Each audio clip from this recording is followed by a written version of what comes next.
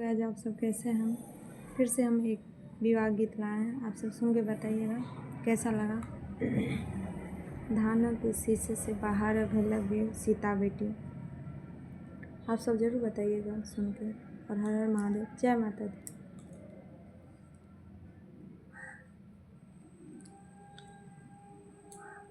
धान के शीशा से बाहर लगे सीता बेटी, धान के शीशा से बाहर लगे सीता बेटी। अरहुल फूल सन दामाद गे माई, अरहुल फूल सन दामाद गे माई।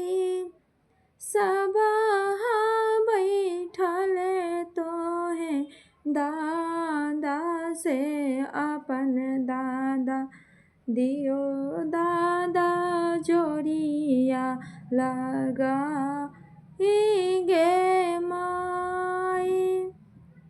सबहा बैठल तो है दादा से अपन दादा, दियो दादा जोड़िया लगा गे माई। हमें कैसे जोड़िया लगई बउगे सीता बेटी, जोड़िया लगे तो भगवान गे माई। हमें कैसे जोड़िया लगई बउगे सीता बेटी, जोड़िया लगे तो भगवान गे माई।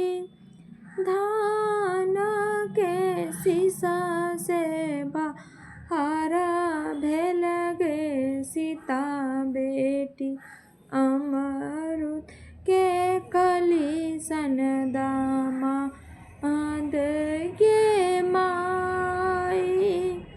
चौकी बैठल तो है पापा हो अपन पापा, दिहो पापा जोड़िया लगाए गे माई।